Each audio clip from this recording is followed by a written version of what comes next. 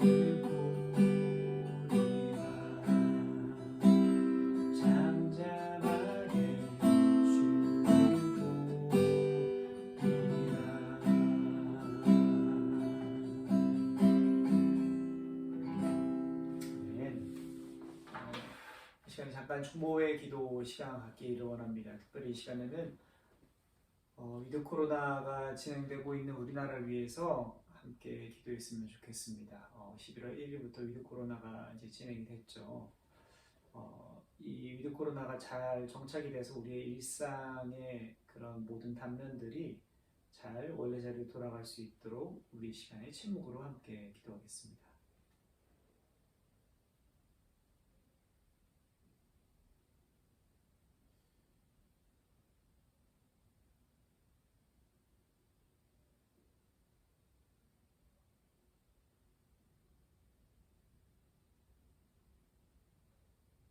사도신경 하시겠습니다.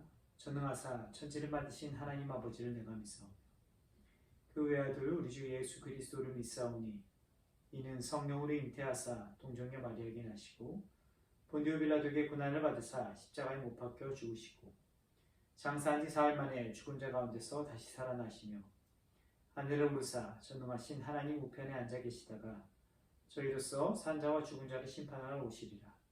성령을 믿사오며 거룩한 공예와 성도가 서로 교통하는 것과 죄를 사해 주시는 것과 몸이 다시 사는 것과 영원히 사는 것을 믿사옵나이다. 아멘.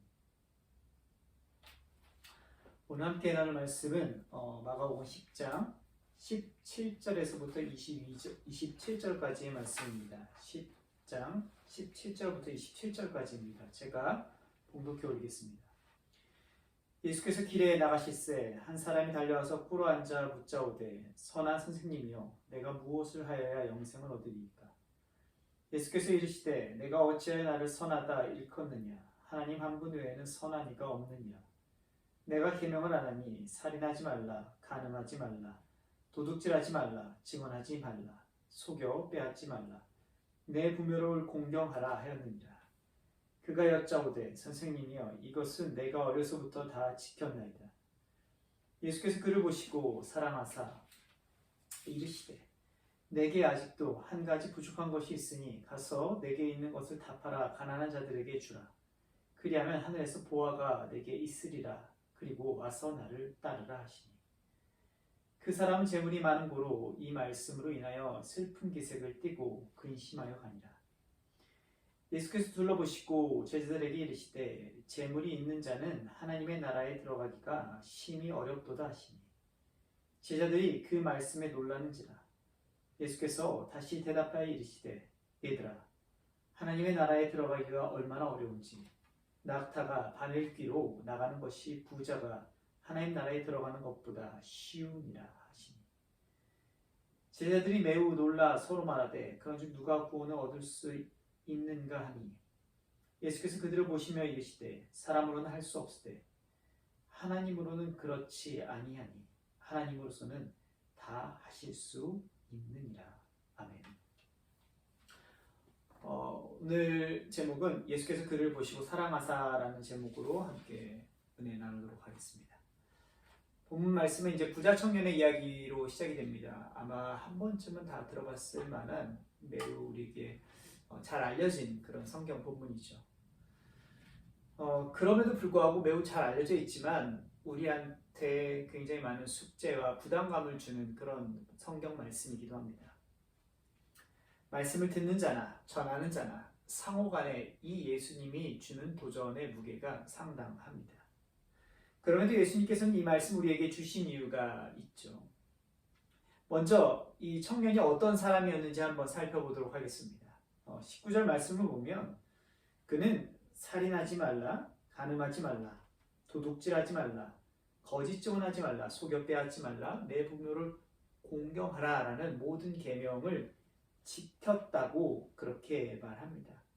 쉽게 말하면 십계명을 매우 충실하게 지킨 사람이었는데 근데 이 청년은 여기서 그치는 것이 아니라 계명의 차원에서 율법적인 준수의 차원에서 하나님을 믿는 것에 그친 게 아니라 더 나아가 영원한 생명에 대한 그런 궁금증, 그런 열망도 가지고 있는 사람이었습니다.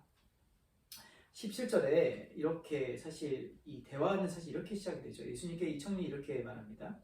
무엇을 하여야 영생을 얻으리이까? 그러니까 이 청년은 이 땅의 것만 바라보는 청년이 아니었던 것입니다. 저 하늘을 바라볼 줄 아는 하늘을 향한 눈이 띄어진 어떻게 보면 그런 사람이었습니다. 영원한 것에 소망을 품을 그런 마음조차 있는 사람이었습니다.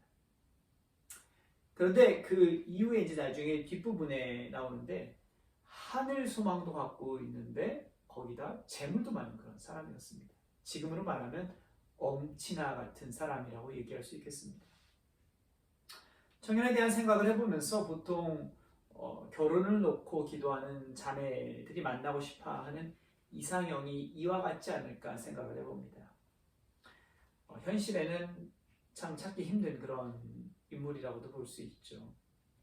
신앙을 가진 자매들이 맞이하는 딜레마가 있는데 그것은 보통 재력이 있으면 신앙이 부족하고 신앙이 있으면 재력이 없다는 딜레마입니다.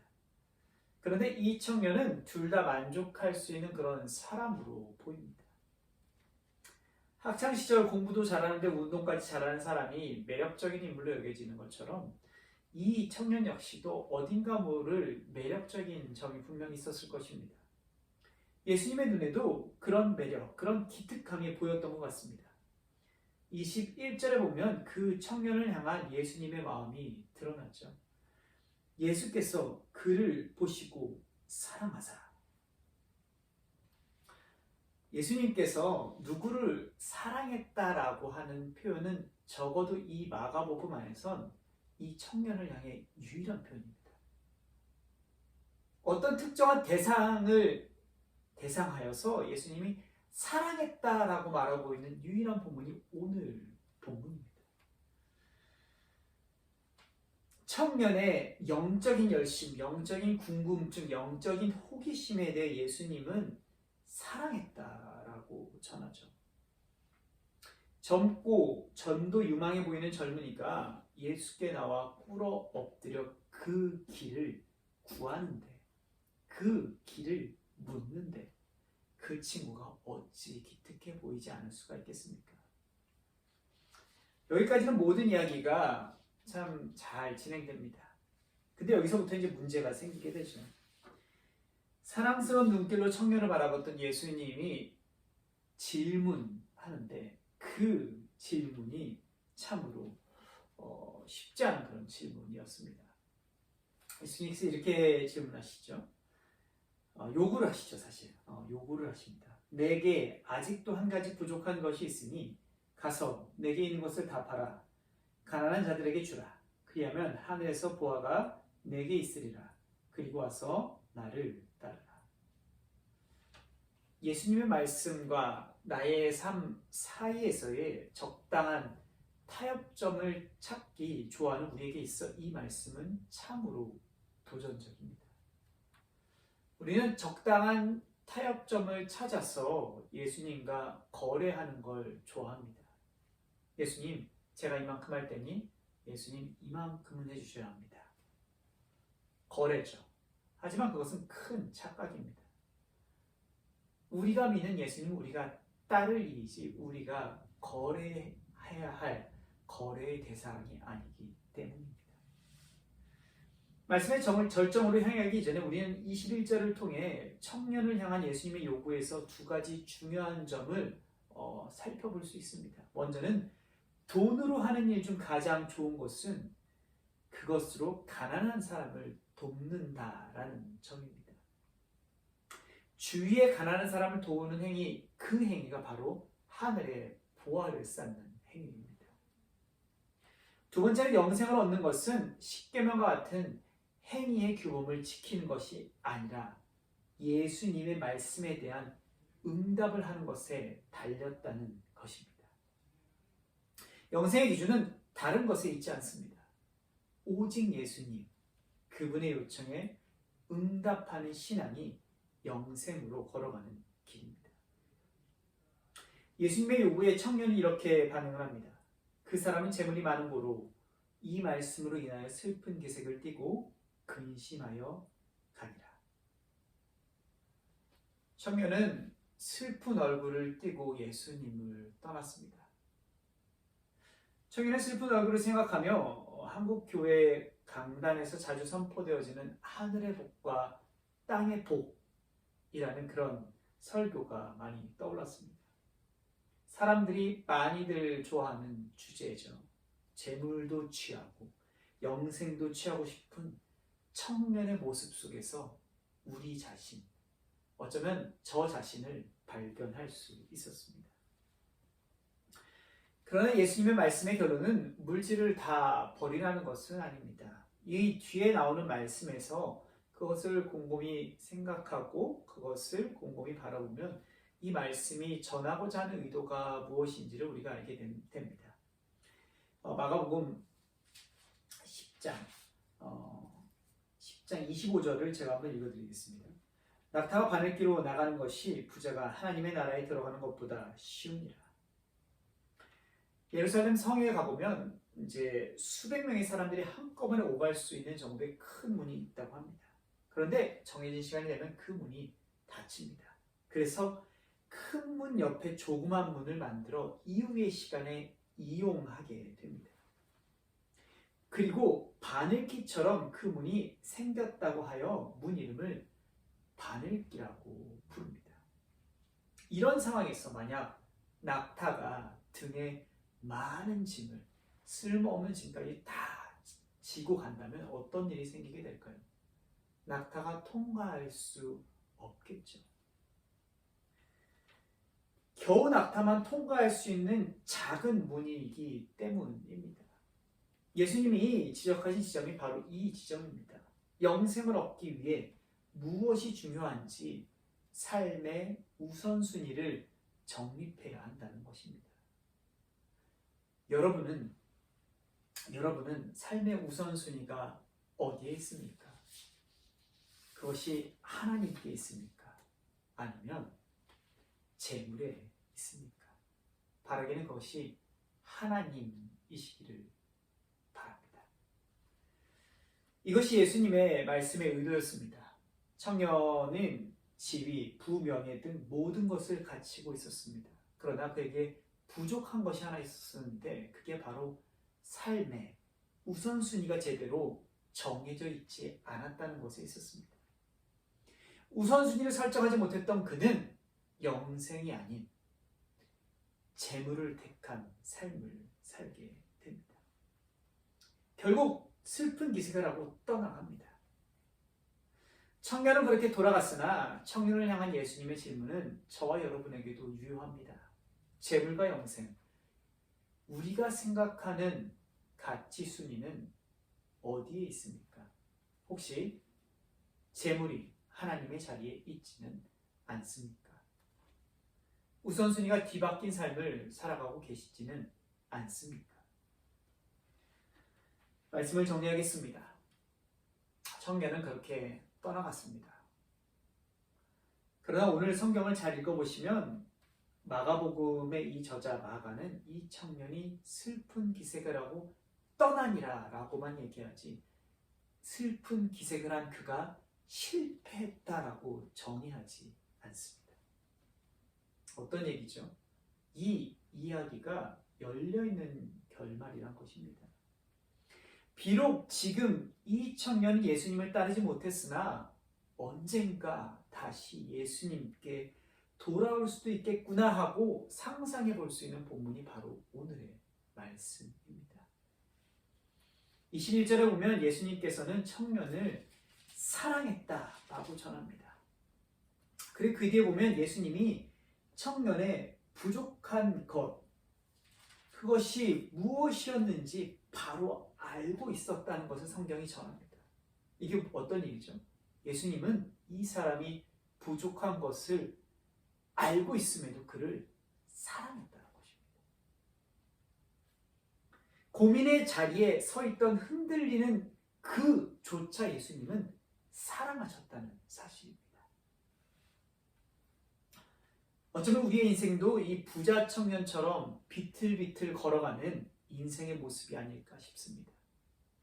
그럼에도 불구하고 우리가 살아갈 수 있는 것은 부족함 투성이고 때론 넘어지더라도 예수님은 그런 우리를 용납하시고 더 나아가 사랑하신다는 사실 때문인 것입니다. 청년은 비록 예수님의 요청에 따르지 못했지만 그렇다고 해서 성경은 그를 향한 예수님의 사랑이 철회되었다라고 말하지 않습니다. 그것은 여전히 유효합니다. 예수님의 사랑이 여전히 그에게 유효하기에 훗날 그 역시도 예수님을 따르는 제자가 되지는 않았을까 하며 상상의 나래를 펼쳐봅니다. 갈대처럼 순간순간의 고민 앞에 흔들리는 우리를 사랑하시는 예수님, 그 예수님의 사랑을 기억하시며 살아가시는 이번 한 주간이 되시기를 바랍니다. 모든 지각에 뛰어난 하나님의 평강이 그리스도 예수 안에서 너희 마음과 생각을 지키시리라. 아멘. 찬송가 563장 하시고 주기도문 하시겠습니다. 예수 사랑하심을 성경에서 배웠네. 우리들은 약하나 예수 권세 많도다. 날 사랑하심 날 사랑하심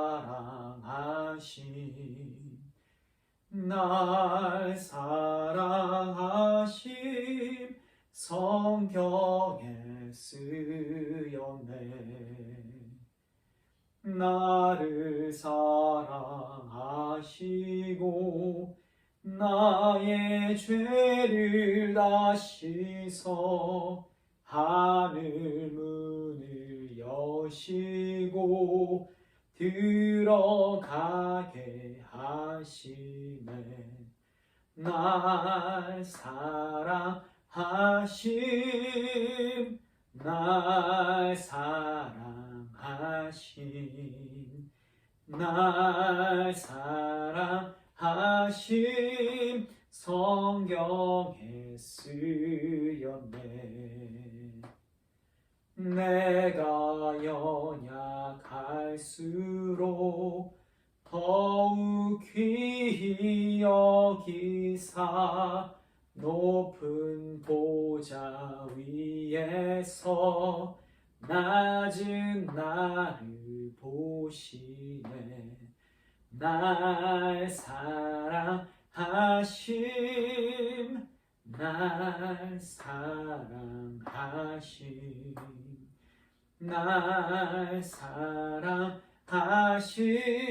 성경에 쓰였네.